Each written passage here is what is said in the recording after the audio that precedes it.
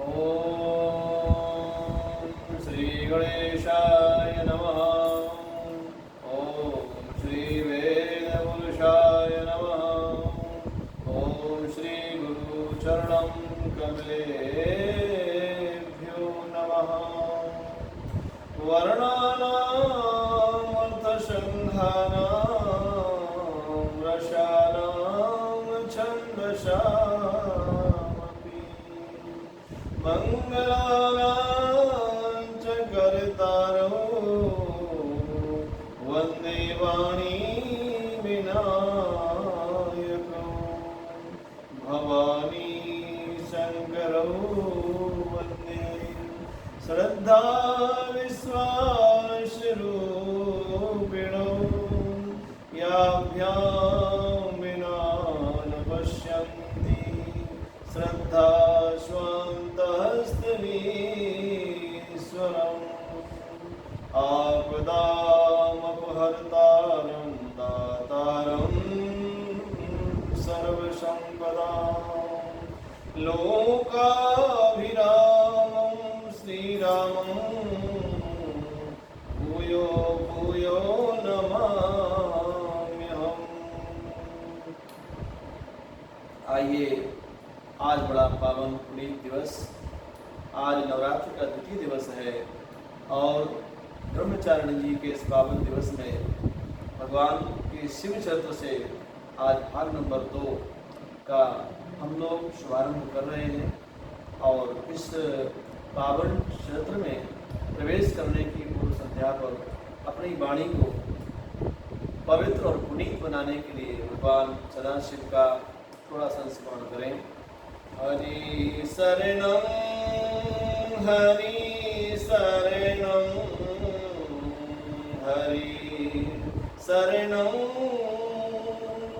हरि शरणं हरि शरणं हरि शरणं हरि शरणं हरि शरणं हरि शरणं हरि शरणं हरि शरणं हरि शरणं हरि शरणं हरि शरणं हरि शरणं हरि शरणं हरि शरणं हरि शरणं।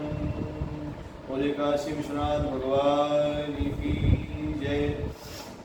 कल हम लोग बड़ा परम पुरी शिव चरित्र का शुभारंभ कल किए हैं और कल से भगवान सदाशिव का बहुत पवित्र चरित्र प्रारंभ हुआ है। आइए, कल जहाँ हम लोग थे वहाँ पुनः उसी स्थान से इस प्रसंग को प्रारंभ करते हैं।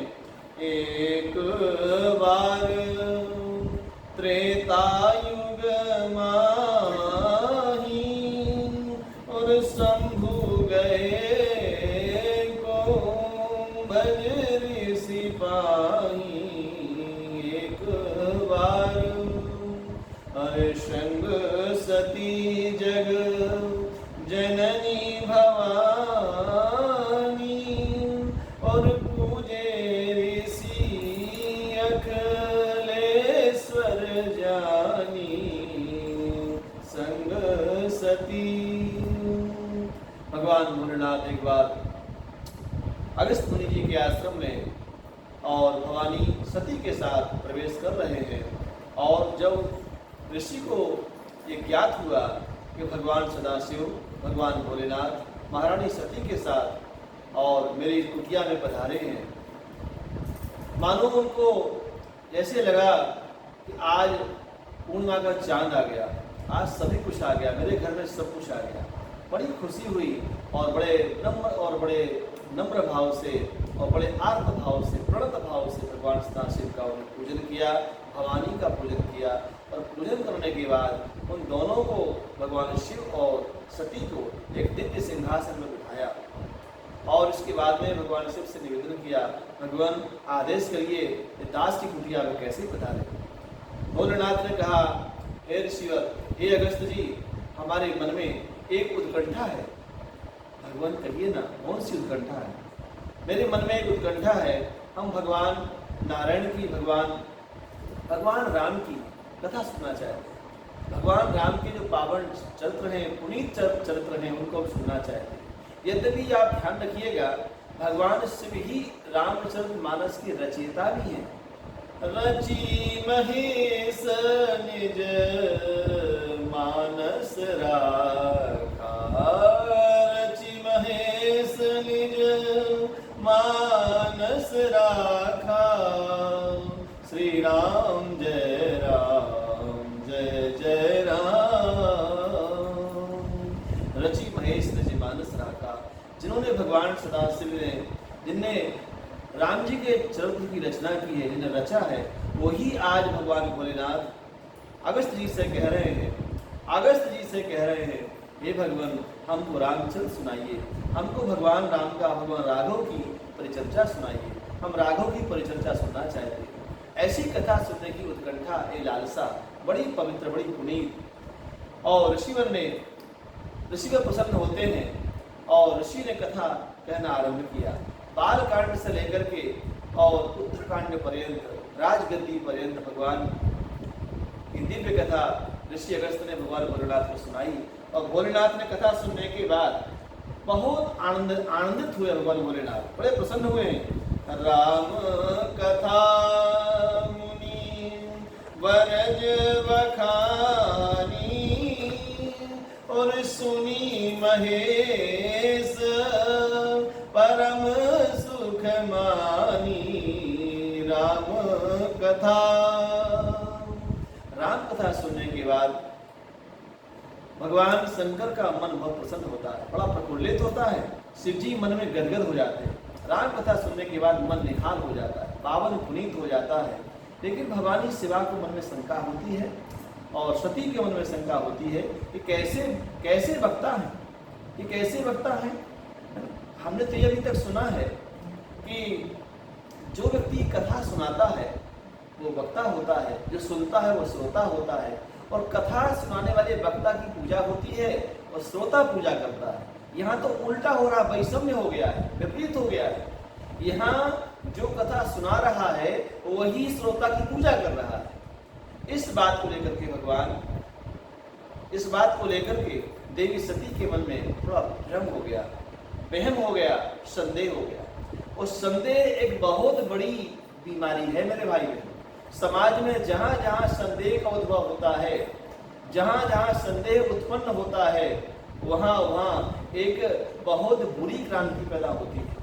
चाहे भाई भाई के बीच में हो, चाहे बहन भाई के बीच में हो, चाहे माता पिता के बीच में हो, चाहे किसी मित्र दोस्त के बीच में हो, और चाहे राशि पति पत्नी के बीच में हो, चाहे गुरु शिष्य के बीच में हो। संदेह नहीं होना चाहिए, भ्रम नहीं होना चाहिए, वहम नहीं होना चाहिए। संशय आत्मा विनश्यति, संशय बहुत बुरी चीज है। संशय किसी कीमत पर संभव नहीं है, स्वीकार्य भी नहीं है।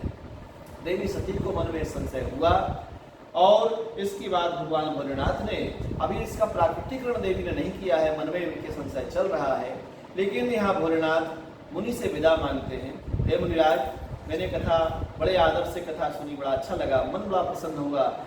मन तो कथा सुनने के लिए ललाहित रहता ही है, मन कभी थकता ही नहीं है। और ऐसे लगता है मानो कि निरंतर कथा भगवान की सुनते ही रहें, कभी ये रात ही ना हो, प्रभात ही बना रहे, हम भगवान की निरंतर कथाएं सुनते रहें, ऐसा मन करता है। लेकिन अब मुझे चलना चाहिए कैलाश, ऐसा भगवान ने और निवेदन किया ऋषिवर से, और ऋषिवर से विदा मांगी।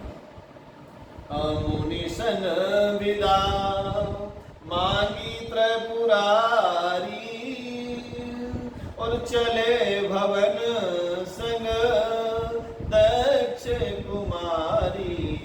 मुनिशन विदा। गोस्वामी तुलसीदास जी का देखिए यहाँ प्रभाव।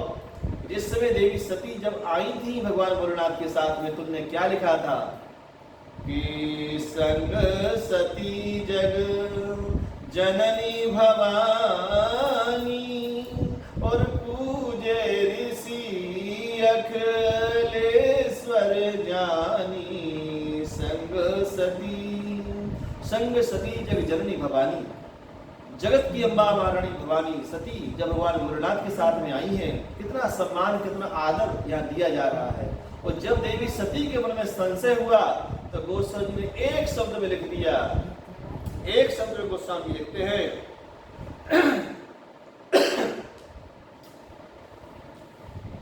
मुनिसन विदा मांगी त्रिपुरारी और चले भवन संग दक्ष कुमारी। खाली उनको दक्ष कुमारी संबोधन किया है, या भवानी संबोधन नहीं किया गया। या महारानी सती जिनको गोस्वामी जी ने एक शब्द में संबोधित कर दिया, वो महिमा वो विशेषण समाप्त कर दिया गोस्वामी जी ने कि जब भगवान राम की कथा में संशय हो गया, राम की कथा सुनाने वाले वक्ता में संशय हो गया, ऐसे व्यक्ति के लिए जो भगवान की कथा में संशय करे, वक्ता में संशय करे, उसको भवानी कैसे कहा जाएगा, उसको सिंह दक्ष कुमारी कहा जाए। बड़े बाप की बेटी प्रजापति दक्ष की कन्या थी महारानी सती, इसलिए उनको सिंह दक्ष कुमारी संज्ञा दी गई, संबोधन किया गया। और इस प्रकार से भगवान शंकर भोलेनाथ देवी सती को लेकर के कैलाश की ओर यात्रा कर रहे हैं। और इस यात्रा के बीच में आज इस पावन चरित्र को हम यही विराम कर रहे हैं। कल ही कथा आगे बढ़ाएंगे और कथा बढ़ाने की पूर्व संध्या पर एक मेरा निवेदन है, आग्रह है, आप लोग इस पावन चरित्र को, इस शिव चरित्र को, जो शिव चरित्र हम आपको सुना रहे हैं, ये व्यापक है, वृद्ध है, विशाल है। इसको कितने दिनों में पूरा होगा मुझे नहीं पता है, ठाकुर जी जाने, महादेव जाने, लेकिन मेरी कोशिश रहेगी और मेरे गुरुदेव भगवान के आशीर्वाद से मेरी कोशिश निश्चित ही होगी कि संपूर्ण शिव चरित्र सुनाने का प्रयास किया जाए, कहीं छोड़ा ना जाए, ऐसा मेरा प्रयास है। आप लोग अच्छे मन से, अच्छे भाव से, अच्छे पवित्रता के साथ इसको श्रवण करें और श्रवण करने के साथ साथ इसको और भी अपने लोगों से, मित्र दोस्तों को भी इसको आपस में शेयर करें, इसको प्रेषित करें, लोगों को बताएं और सब्सक्राइब भी करें। इसके लिए ऐसी मेरी भगवान से प्रार्थना है। आप लोगों को मेरा इस तरह का सुझाव है कि आप लोग भगवान की कथा को सुने, उस कथा को आगे बढ़ाएं। बहुत बहुत साधुवाद आप लोगों के लिए। हे नारायण। ओम सर्वे भवन्तु सुखिनः, सर्वे सन्तु निरामयाः, सर्वे भद्राणि पश्यन्तु, मा कश्चित् दुःखभाग् भवेत्। ओम शांति, ओम शांति, ओम शांति। जय श्री कृष्ण, जय श्री कृष्ण, जय श्री कृष्ण।